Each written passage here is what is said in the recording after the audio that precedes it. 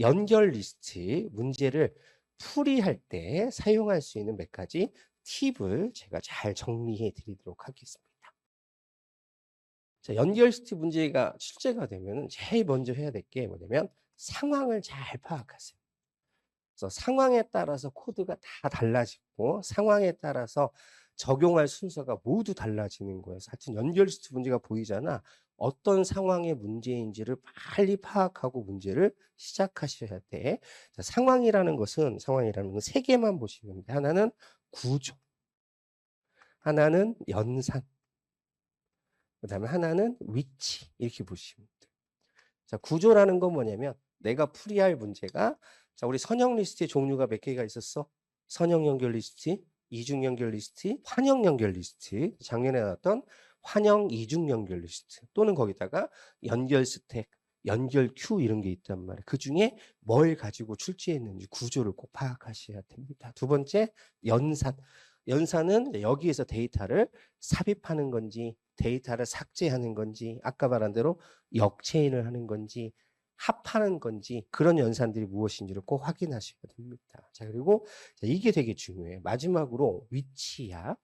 위치라는 건 삽입을 했을 때 삽입하는 위치가 내가 원하는 노드 앞에 삽입하느냐, 뒤에 삽입하느냐, 기타 등등에 따라서 코드가 굉장히 달라진다는 얘기가 되는 거야. 그래서 연결 리스트 시험 문제를 읽을 때는 세 가지 어떤 구조에서 어떤 연산을 어떤 위치에서 처리하는지 요걸 판단하는 게 가장 중요하다라고 보시면 되겠습니다. 자, 그다음에 두 번째, 연결 리스트 문제는 바로 풀지 말고 자, 그걸 파다 보면 분명히 무슨 변수들이 나올 거예요. 이 변수들이 용도가 뭔지를 먼저 고민해 보세요.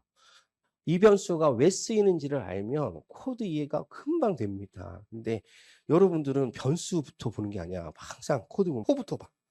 지금 막 반복부터 봐가지고 뭘 동작하는지 이걸 보는데 그거 동작은 나중에 저절로 되어지는 거예요. 그래서 모든 코드는 내가 사용하는 변수가 어떤 변수들이 있느냐. 이 변수에는 지역 변수, 그다음에 매개 변수 이렇게 돼 있어요.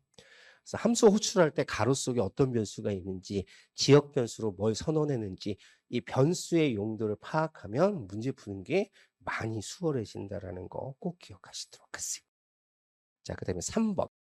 연결 리스트 시험 문제를 출제하는 사람들의 의도는 결과적으로 읽어보면 딱 하나야. 그냥 평범한 코드를 내는 사람들은 없어. 그 안에다가 이것저것 상황을 다르게 넣거든. 그걸 뭐라고 하냐면 예외 처리라고 합니다. 제가 볼 때는 그래서 연결 리스트 시험 문제는 예외 처리를 얼마나 잘 처리하느냐, 예외 처리를 얼마나 잘 확인하느냐에 따라서 시험 문제가 다 갈린다는 얘기야. 자, 풀 문제인데 이런 거야. 자, 내가 5하고 10이라는 두 개의 노드를 갖고 있는 연결 리스트가 이렇게 있단 말이야. 여기다가 새로운 노드를 삽입하려고 해. 새로운 노드 삽입하는 것이 하나의 상황으로 모든 경우가 커버가 될까? 그렇지 않다는 얘기야. 여기서 다른 상황이 몇 개 있단 말이야. 그 다른 상황을 뭐라고 그래? 예외 처리라고 하는 거지. 가장 정상적인 상황은 어디에다가 새로운 걸 집어넣을 때야?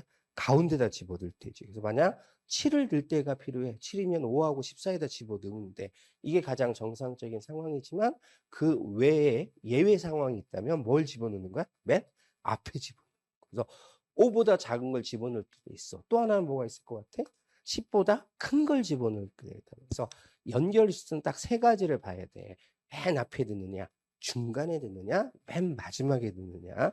이 예외를 시험 문제 다 담는 문제가 있고 생략하는 문제가 있는데 그걸 잘 파악해. 이거 말고 하나 더 있는데 어떤 예외가 있냐면 리스트가 empty인가 보는 거예요. 그래서 아무것도 지금 노드가 없어. 그 상황에서 데이터를 삽입하는 거거든요. 그래서 그 예외 처리 상황들을 잘 확인하는 게 가장 관건이라고 보시면 될 것 같습니다.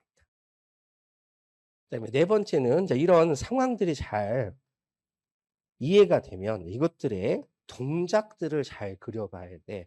포인터를 어떻게 이동해서 어디에다가 어떻게 삽입하고 이런 것들을 상상해야 되는데 이 동작을 생각할 때는 저는 그래요. 그림 그리세요. 그치? 그림 그리는 게 제일 확실해. 저도 아직까지 분석할 때 그림 그려요. 그래서 머릿속으로 돌리지 마시고 그림 그려서 정확하게 어떤 행동들, 어떤 동작들이 필요한지를 확인한 다음에 코드를 해석하는 게 맞다. 지금은 정석하고 해법이 있다면 지금 문제풀이는 정석으로 접근하는 게 제일 좋아. 정석을 알아야 해법이 나오는 거야. 그래서 지금은 답이 중요한 것이 아니라 과정이 매우 중요하다고 생각하고 문제풀이를 시작하세요. 나중에 이제 모의고사 되고 실전되면 그때는 과정 틀려도 돼. 답만 맞으면 돼, 답. 얼마나 빠르게 답을 구하느냐가 관건이기 때문에 그때는 답만 구하면 되는데 정석, 과정이 올바르면 답을 찾을 때 항상 정확한 답을 찾아. 근데 이 과정이 미숙하잖아.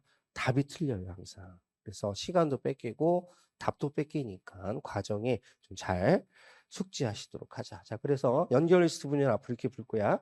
자, 어떤 상황인지를 꼭 확인해야 돼. 두 번째, 변수, 사용되는 변수의 용도가 무엇인지를 꼭 한번 생각해 보셔야 돼. 그리고 예외 처리 상황을 어디까지 두고 있는지를 봐야 돼. 그리고 맨 마지막에 동작은 그림을 활용해서 그리는 게 가장 좋습니다.